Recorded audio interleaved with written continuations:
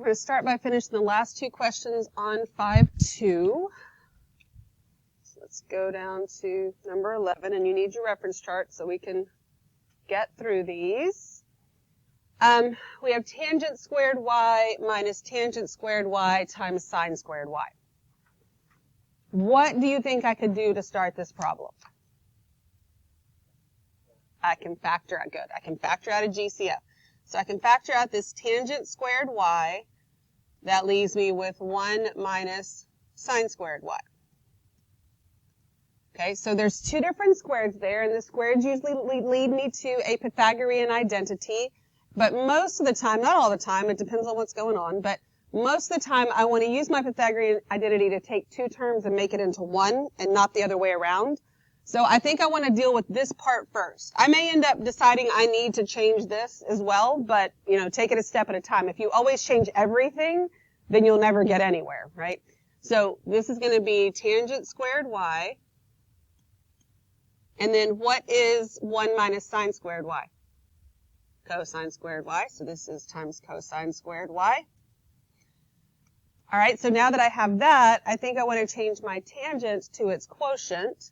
So that will give me sine squared y over cosine squared y times cosine squared y. Then what can I do with that? Cancel out the cosines, yep, and I'm just left with sine squared y. What questions do we have? Anything? Recycling. I have a tiny little bit if you want to take it. Thank you so much. All right, so let's look at number 12. This one's got cubes in it. That doesn't mean it's like that much harder. Thank you so much. What could I do in the numerator there? I can factor out a GCF there too. Good. So this is going to give me sine cubed x times cosine squared x minus 1 over cosine cubed x. Okay. And what is sine over cosine? Tangent. So I can rewrite this as sine cubed x over cosine cubed x times cosecant squared x minus 1. Okay. So that sine cubed over cosine cubed is just going to be tangent.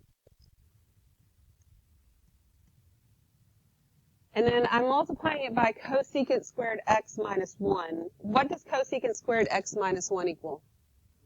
Cotangent. Good. So this is going to be times cotangent squared x.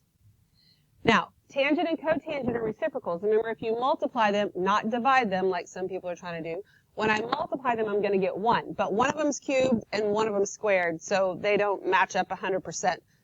But, so I think it might be a little safer to rewrite it like this. Tangent cubed x times 1 over tangent squared x.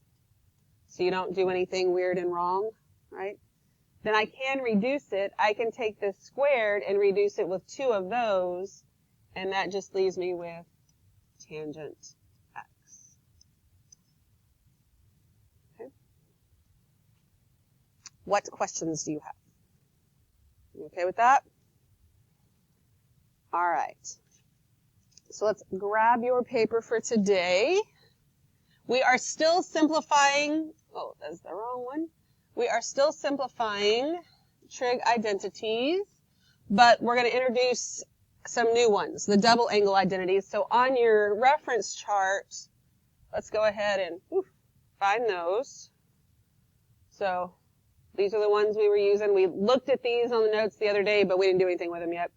We're going to skip over the sum and difference right now, and then your double angles are right here. They're also at the top of your notes, but you want to make sure you can find them on here as well. So let's go back over here. So notice that for sine of 2 theta, that's what a double angle is. Instead of just sine of theta, it's sine of 2 theta. And you don't get to just factor the 2 out because it's not multiplied in. It doesn't work that way. But for sine of 2 theta and tangent of 2 theta, there's just one identity, that's it. For cosine of 2 theta, just by the nature of what it is, and you can substitute different things, there's like 3 versions. And it doesn't matter which one you use. If you use, there's not a wrong one if it's cosine 2 theta, but it is possible that you use one that's going to make you take more steps. So you want to kind of try and make an educated guess about which one to put in. And that would work like this. So we have cosine squared theta minus we have cosine squared theta minus cosine 2 theta. So I'm going to leave my cosine squared theta, and I want to substitute in something for cosine 2 theta. So I want to think about, if I don't have a 1 in there already, I probably don't want to introduce 1 unless I know something's going to happen. If I use this one in here, then the cosines will subtract away. Does that make sense? So I think that the first one is probably maybe the best, even though that's a matter of opinion. But I'm putting in something with more than one term, so it gets parentheses. And this will be cosine squared theta minus sine squared theta. So that means that is cosine squared theta minus cosine squared theta plus sine squared theta. Because that's why I needed those parentheses. I have to distribute that negative.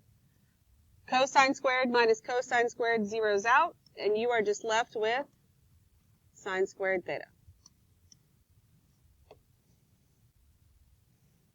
We good with that? Okay, awesome. All right, so now let's look at number 2. I don't know what happened to my fraction bar doesn't go far enough, and that theta in the denominator looks wonky, but it's the same thing. Okay. So I have 1 minus cosine 2 theta over sine 2 theta. And so since I have to make a decision on the cosine one, I think I want to just put the sine one in there first and then try and decide on what I actually want to do. So let's leave the numerator as 1 minus cosine 2 theta for right now over, and then when I look up here, sine of 2 theta is 2 sine theta cosine theta. So I'll put 2 sine theta cosine theta.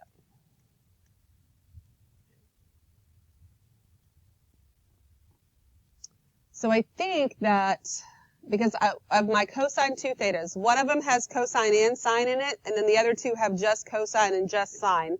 So I think I'd rather have one of the ones that has just cosine and just sine in it. Okay, thank you. He came in with force, didn't he? It scared me. Anyway, I'm going to look up here, and so I think I want just cosine or just sine. So that's one of these 2 right here. Since I'm subtracting, if I use this one, it's actually going to end up adding 1 to this, and it's going to leave me with 2 terms. If I substitute this one in, the 1s will subtract away, and then I should just be left with 1 term. So I think I like the 1 minus 2 sine squared a little bit better. So let's substitute that in. So this is going to be equal to 1 minus, and then parentheses, 1 minus 2 sine squared theta over 2 sine theta cosine theta. Okay. So then 1 minus 1 zeroes out, but then I have minus a negative 2 sine squared, so that'll give me 2 sine squared theta over 2 sine theta cosine theta. Everybody okay with that? Any questions at this point? All right. So then my 2's are going to cancel out. And then I can cancel the sine in the denominator with one of the ones in the numerator. So that is going to leave me with sine theta over cosine theta. And what's sine over cosine? Tangent theta.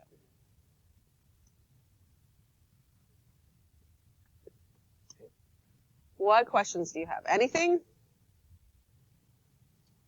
Okay. So if we look at number 3, it doesn't have any double angles in it, but we still need to be able to simplify it. If we look at tangent 2 theta up here, it looks very similar to what we have in number 3, right? But is it the same? No.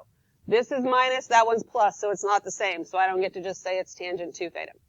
All right, so instead we're just going to do what we know how to do here. I would really like my denominator to not be 2 terms. So I'm going to leave my numerator as 2 tangent theta right now. Over, and then what's 1 plus tangent squared?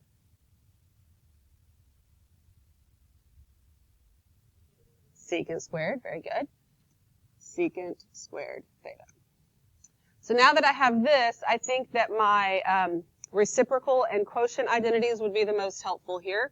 So 2 tangent theta is going to be 2 sine theta over cosine theta over, and then secant is the reciprocal of what? Cosine. So it would be 1 over cosine squared theta. So then when I keep change flip, I'm going to get 2 sine theta over cosine theta times cosine squared theta over 1. So then this cosine will cancel with one of these, and that gives me 2 sine theta cosine theta. And what is 2 sine theta cosine theta?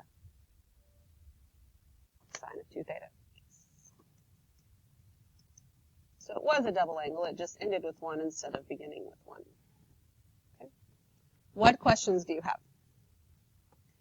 All right, so your assignment today, again, is one that's informative, but you're also going to give me the worksheet. If you didn't give me the green worksheet yesterday or you have anything else to turn in to me, let me have that. And I do think I forgot to say that you have a quiz Monday on 5-2. So unlike what some of you have done this week, actually look over your notes and be ready for the quiz. Okay. Not all of you, but it's some of you.